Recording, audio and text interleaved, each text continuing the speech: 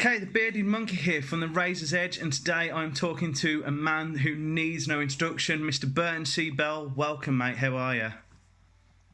I'm very well, Mr. Carter. How are you doing? Yeah, man, I'm all good. It's pitch black over here, but it's lovely and sunshine by you. Oh, yeah, the noonday sun is beating down on Southern California. Oh, sounds beautiful. We've just got rain here. Well, we could definitely use some of that. Always rain. So obviously, we're here to talk today. You're currently working on a new old project, Ascension of the Watchers, which was co-founded by yourself and John Bechtel.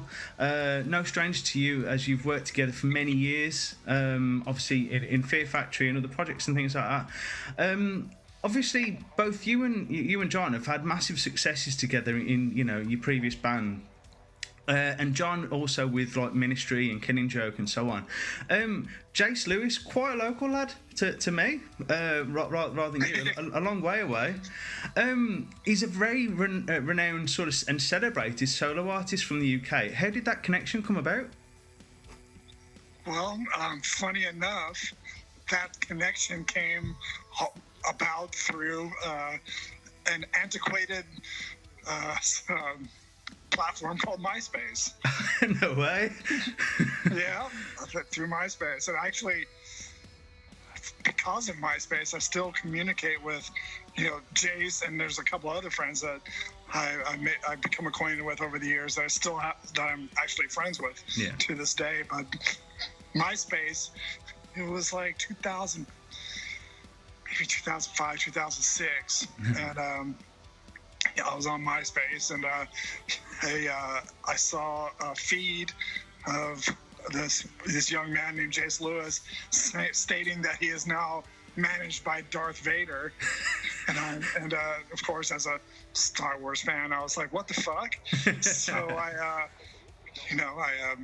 sent him a message, saying who I was and saying how'd this happen? Yeah. Because I was very curious, and he wrote back saying, of course, he knew who I was, and we actually had a mutual friend, and I was like, oh, okay. So we just kept, we just communicated through MySpace, and eventually just, through emails, and it wasn't until maybe 2011 that I actually met Jace physically for the first time. Yeah. Backstage at a Fear Factory show in Manchester, and we just became, we started talking a lot more after that. As at that time, Jace let me know that he was building a studio. Yeah.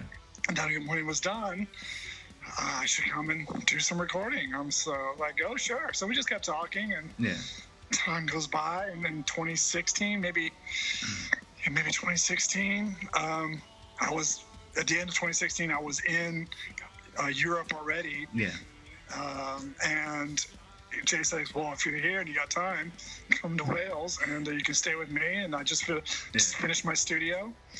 Let's do some music. So I'm like, funny enough, I got time, so I'm coming, and I have actually two new ideas that I wanted to demo. Yeah. So I flew to Wales, and I stayed with Jace, and we became started getting to know each other really well, and I was there for 2 weeks, and those 2 weeks we demoed Ghost Heart and The End Is Always Beginning fully. Yeah. And after hearing those demos recorded at that studio, I knew that was the place that I wanted to record the album. And also that in those 2 weeks, Jace and I just became very close, and we've been best mates since. Awesome, man.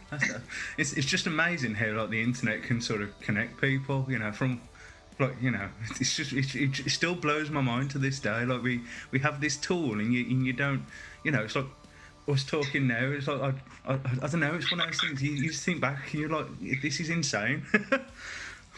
You're absolutely right. It is insane, and as many bad aspects there are of the internet, there's equally as many good aspects about it. Yeah, definitely. So obviously, I just wanted to kind of ask you about obviously the new album coming out. Well, that is out now.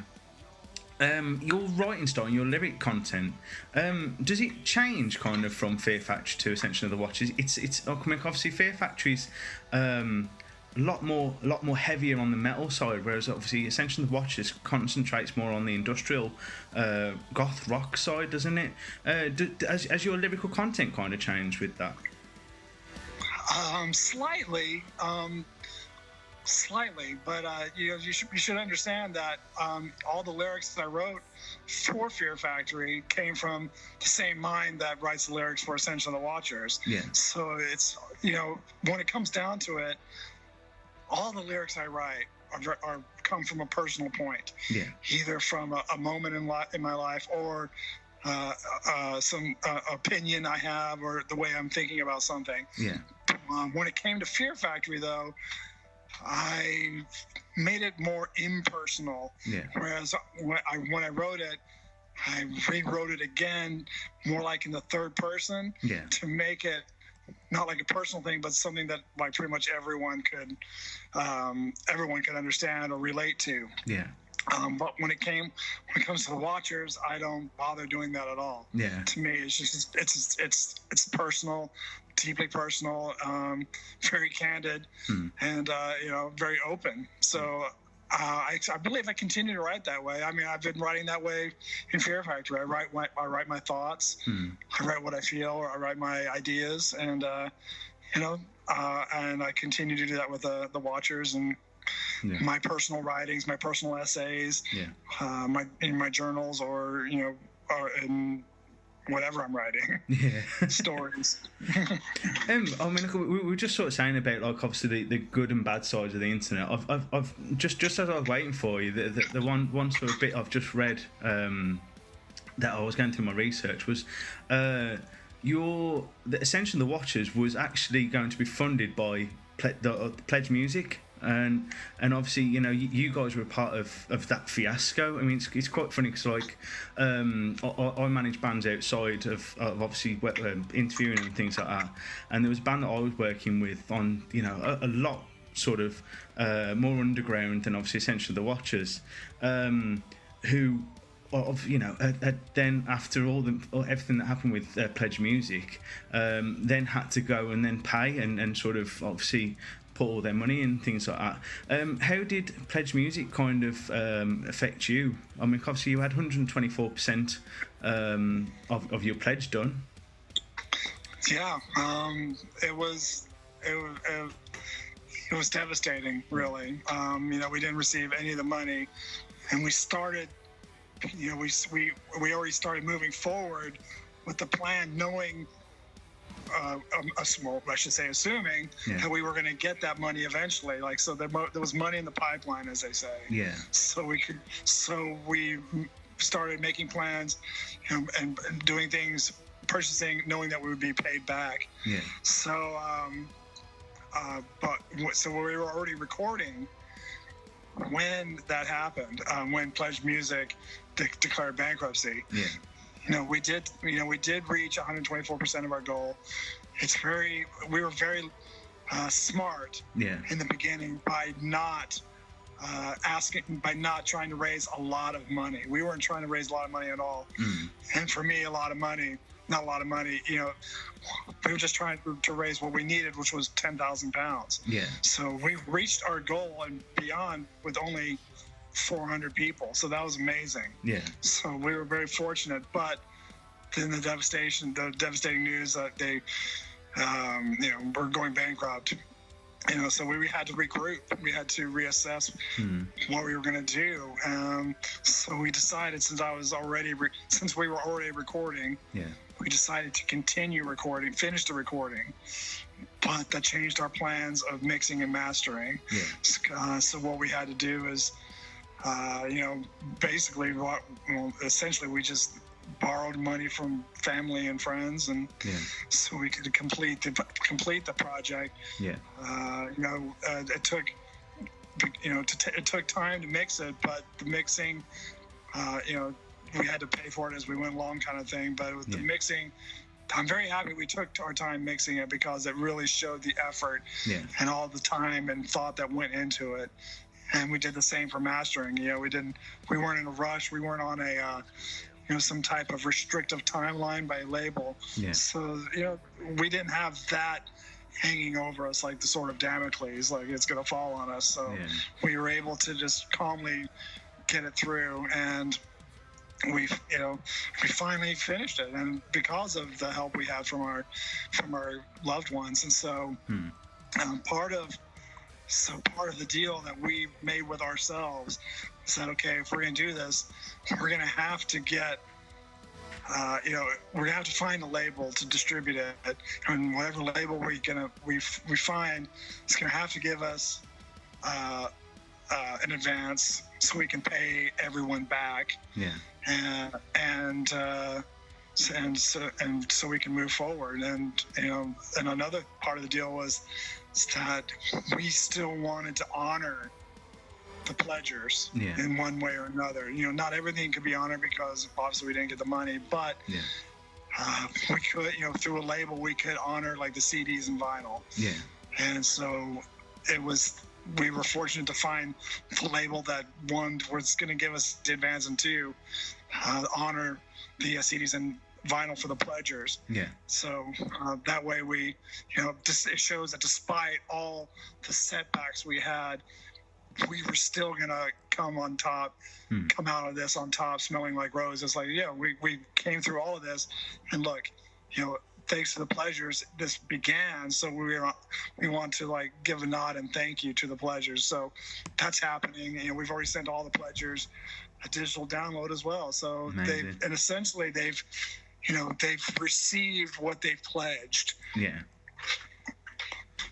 So there wasn't, they didn't get nothing. They were able to finally get it. So we were very happy about that. I suppose, obviously from a fan's point of view, look, at the end of the day, that pushed, you have this trust in your writing. I suppose that's where that stress, when something like that happens, you just like, you feel like, you need to deliver, and not, I suppose the awful thing. Absolutely.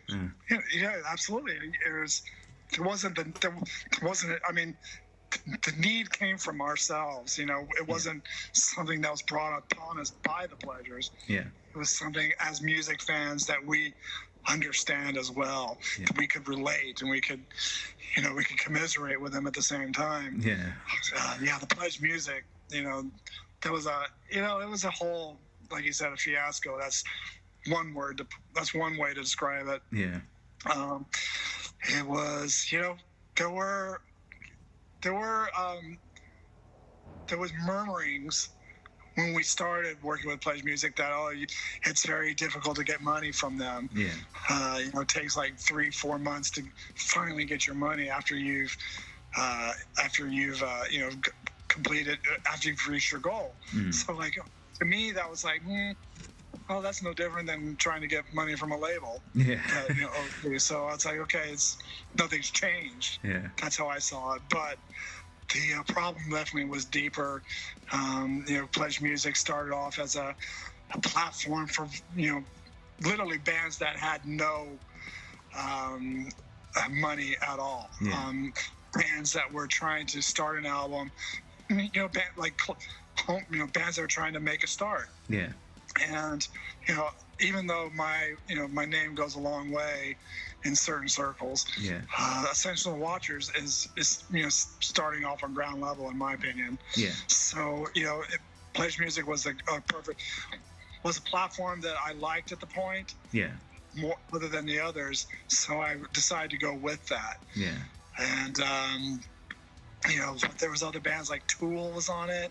Guns N' Roses. Like, what the fuck does Guns N' Roses need a fucking pledge music? What does Tool need a pledge music platform for? There's even like Megadeth were on it as well. And Megadeth, a lot of that's just to name a few. There's a lot of big bands, and it was because of those. It was because of those bands was the reason, because these bands would reach their goal. And Pledge Music had to pay out an enormous amount of money that they had not planned for. Pledge Music expanded too fast, and then they had to pay out too fast. And so the bands that actually started them off the level bands that actually they were meant to be there for, got shafted. Yeah, definitely. So it was, I hope they should go to jail. Yeah. Well, it's one of those things. I mean, obviously, the big bands that they've got the lawyers and things like that to go against them. And obviously, it was the bigger bands like Megadeth and, like you say, Guns N' Roses and stuff that got their money back because they have the lawyers to take it up. That's right. And it's one of those things where, like we obviously don't, and as you sort of say, starting again, you don't have that sort of backing. So. Exactly. I don't have that luxury of going after Pledge Music. So, yeah, that was that was an experience that I never want to experience again. But, unfortunately, in this day and age, crowdfunding for artists is becoming a necessity. Yeah, definitely. I mean, obviously the album, obviously that you've released last week. I saw that it's kind of taken 10 years in the making, in and out. Was it something that you kept putting on hold, or was it you waiting for the right moment, or? No, it wasn't like I was. It wasn't like I was trying to put it on hold. I was, working, and I was demoing the whole time. And maybe 3 or 4 years after Numinosum came out in 2008, I had a few songs demoed, but I was actively looking for labels and actively looking for agents and managers to support this. Yeah. And there was at the time there was no interest at all. Yeah. So after 5 years, I finally decided, well, if this is going to happen, I'm going to have to actually record it, record the album the way I want to record it, and have it done the way I want it done, to present it to the label. That way they could get it, for distribution, because, I knew it was it was an album that was coming from left field for a lot of people. Yeah. So I had to prove myself, more or less, to, get this record out. Definitely. I mean, obviously, sort of saying about, you put a lot of personal feelings and stuff into your lyrics and into your songs and things like that. What's your favourite record of yours, your whole career, to listen to?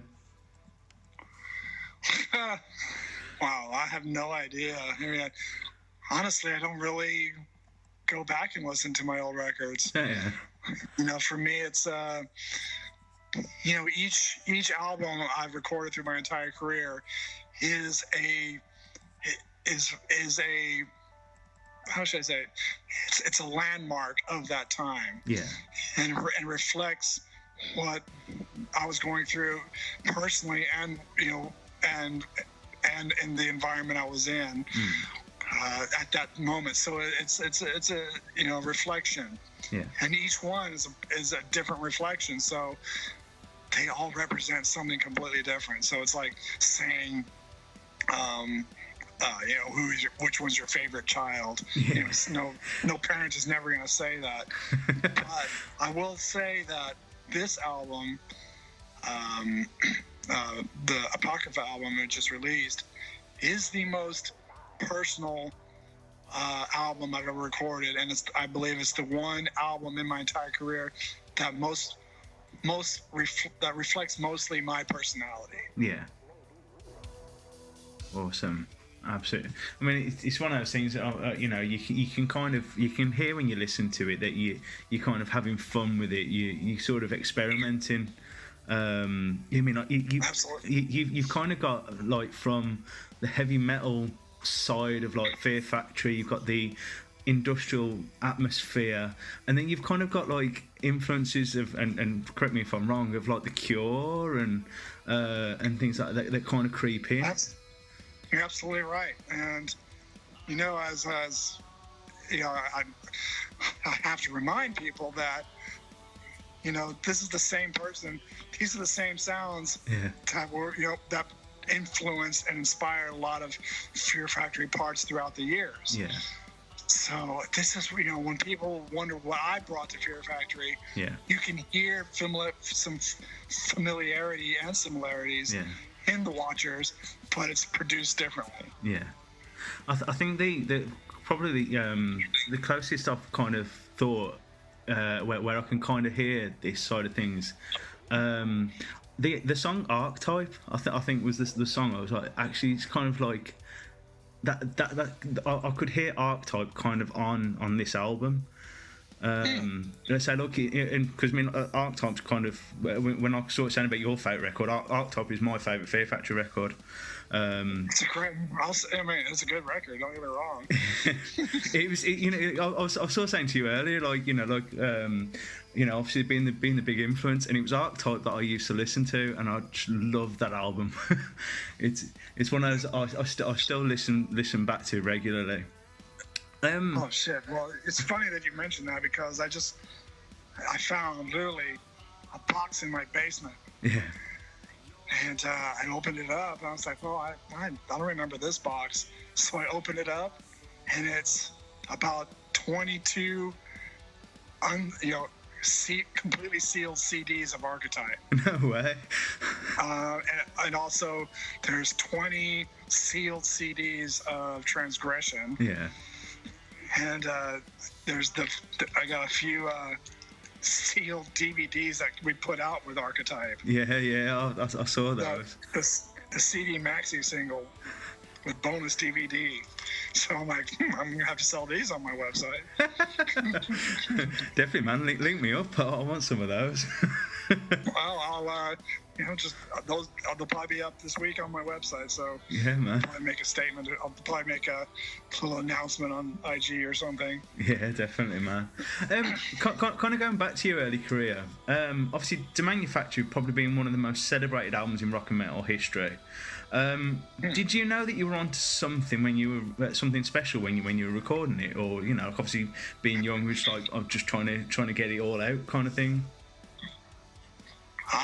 Well, I knew that in the beginning, when we started writing music for Fear Factory, that we were doing something special. That's why I stuck with it. Yeah. Because I knew this band was going to go far. So yeah, I already knew it was something special. But when we finished Demanufacture completely, after the mix, I was like, I'd heard the music so much already, and we already knew what it was going to sound like in our heads. But it came out so much. It actually exceeded our expectations. Yeah. So it was actually for us. It was like the great receive. The reception it got was just blew us all away, and we had no idea what we were about to do. Yeah. I mean, obviously, you've worked, as I sort of mentioned earlier, you've worked with John for a long time, on and off. Are you open to working kind of in the future with any of your other former band members, like Christian, Gene, Byron, or Ray, or anybody? And do you keep in touch with them nowadays, or? No. Fair enough. But it's like it's like going back to an ex-girlfriend. Yeah. It might, the thought of it for a second might be good, but once you get there, you regret it. Yeah. So it's people move on for a reason. Yeah. I move on. When I move on, I move on. Yeah. I suppose it's kind of like you want to step forwards, and not look back. Well, I look back, because I had a lot of, I have a lot of great achievements. I had a lot of great times and great moments. But, for me, if I want to continue working, I want to move forward. Yeah. And there's just things that you just cannot change. And so instead of changing it, I'm going to move forward. Yeah, definitely. The other thing that I've kind of been reading is you're apparently writing your own graphic novel, aren't you? I did the Industrialist, which came out in 2012. Yeah. Right after the Industrious album. Yeah. And I have a quote unquote sequel for it, or the follow up, I should say. Yeah. But I need to edit it because it's really long, and I really took it to a whole different place I didn't expect. I'm like, oh gosh, what did I do? So I have to, go over that again. But I'm writing something for Apocrypha called Apocrypha Stormco. So it's like, it's like taking all the writings I've done for the past 10 years, kind of like, like in Apocrypha, like the Book of Enoch, and compiling it all together so it all reads as like one story. Yeah.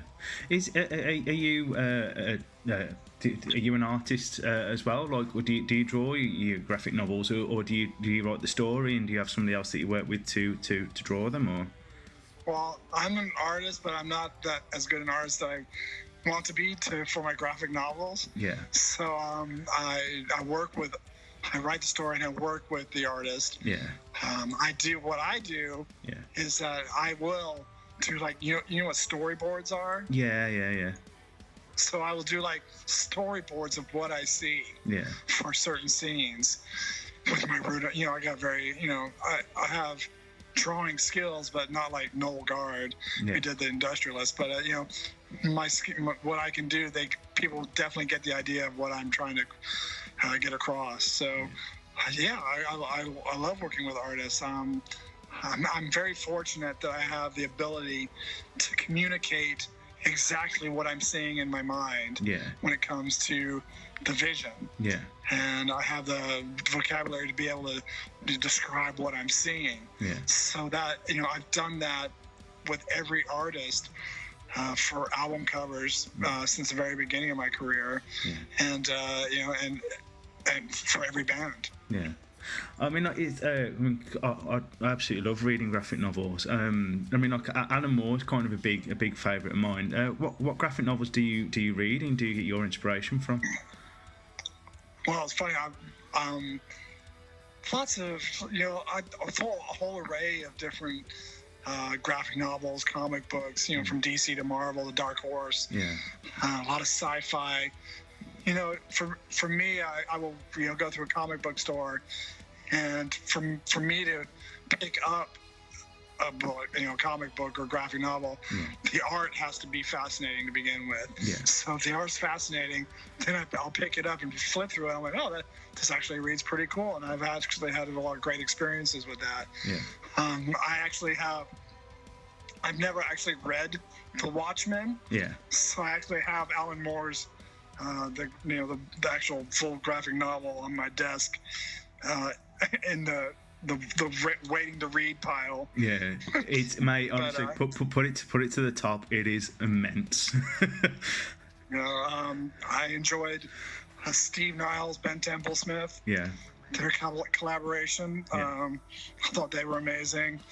I think Frank Miller is an amazing writer and a complete visionary. Yeah. So he's amazing. God, I'm trying to think of more writers. Neil Gaiman, I think Sandman. Oh, Neil Gaiman, of course, yeah. Who we've actually worked, not Neil Gaiman, who's worked a lot with the guy who did the Demanufactured album cover. What's his name? Not Dave? No. Roadrunner had him hired as their in-house artist for a while. Yeah, no way. Dave McKeon. Yeah. And some of the Sandman. Yeah. They did a lot of Sandman together, which was amazing. But yeah, I love, Neil Gaiman, his short stories. The last short story I read was the ocean at the end of the road or something like that. Yeah. The lane. Awesome, man. Well, obviously, you've kind of travelled a lot in your time, obviously, on tour and personally. Obviously, you've moved from one side of the US to the other. How does the music scene kind of differ in the States? Especially with like industrial music and whatever. Is there like a big scene for it over there, or does it depend where you go?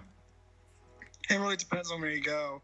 Obviously, the scene's bigger in the larger cities. Yeah. But the industrial scene is different in each city, which is strange. Yeah. I'm originally from Texas, and the scene down there, the industrial is a lot, I would say, more avant-garde. Than the scene in New York or LA. LA, it's LA industrial scene is a very it's all about the look. And New York is about the sound and the look, but I think New York takes some avant-garde pieces in there. So it's a rather close knit. And small click when it comes to industrial scene. It's the sort of thing that, I mean, it's huge over in Europe. I mean, like especially if you go to sort of like Germany and places like that, isn't it? Yeah, absolutely. To me, industrial music originated in Germany. To the deconstruction of sounds that came through. A predecessor of industrial is actually from the UK called Throbbing Gristle, and they deconstructing jazz to make it sound completely different. And then comes Einstein Neubaum and Boyd Rice and Tibet, David Tibet, and all these people come together to start to really deconstruct music. And to me, that's what it was all about in the beginning. Obviously, sort of saying about the beginning, was it always your intention to become a frontman for a band, or was it just something that you kind of just happened, you just fell into, or? Well, one of my best friends tells me the story of at the time I was living in Washington, D.C., getting ready to move to L.A., and he swears up and down that I told him that I was going to move to L.A. to become a rock star. And I can imagine myself saying it as a joke. And he says, "No, man, you were serious." I'm like, well, as much of a joke as it may have been, it did become true. So, but I wanted to move to L.A. obviously to find myself to begin with. I was 20 years old. I had dropped out of art school. I was feeling real disenfranchised or disillusioned, and I needed a whole new scene. So moving to LA, I wanted to be a writer.